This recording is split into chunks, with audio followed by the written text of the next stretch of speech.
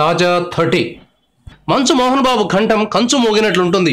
ఆయన ఒక ప్రత్యేకమైన డెలివరీతో తెలుగు సినిమాలో తనకంటూ ఒక అధ్యాయాన్ని సృష్టించుకున్నాడు.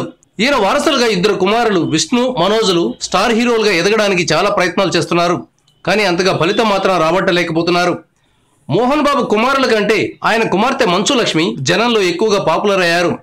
వెండి తెర మీద కంటే బుల్లితెర మీద ఆమె బాగా రాణిస్తోంది. ఈ కుటుంబం విద్యారంగంలో కూడా ఉంది. తిరుపతి సమీపంలో ఒక భారీ విద్యా సంస్థను నడుపుతున్నారు. ఆ మధ్య ఆ సంస్థను ఇతర ప్రాంతాల్లో కూడా విస్తరించారు. మోహన్ బాబుకు రాజకీయాలతో కూడా అనుబంధం ఉంది. గతంలో ఆయన తెలుగుదేశం పార్టీ తరపున రాజ్యసభ ఎంపీగా పనిచేశారు. మోదీ ప్రధాని అయిన వెంటనే ఢిల్లీ వెళ్లి ఆయన కలిసి వచ్చారు. ఈ నేపథ్యంలో మంచు ఫ్యామిలీకి బీజేపీతో అనుబంధం పెరుగుతూ వస్తోంది.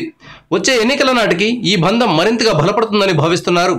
మంచు లక్ష్మికి ఎంపీ టికెట్ ఇచ్చి ఆంధ్రప్రదేశ్ నుంచి పోటీ చేయించాలనే ఆలోచన బీజేపీ పెద్దలకు ఉందని తెలుస్తోంది.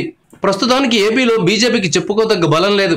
కానీ సొంతంగా ఎదగాలనే తపన మాత్రం ఆ పార్టీకి పుష్కలంగా ఉంది. అందుకే సమాజంలో పేరున్న వారిని తమ పార్టీలో చేర్చుకోవాలని భావిస్తోంది. ఆ క్రమంలో మంచు ఫ్యామిలీకి అవకాశాలు వస్తాయని రాజకీయ పరిశీలకులు భావిస్తున్నారు.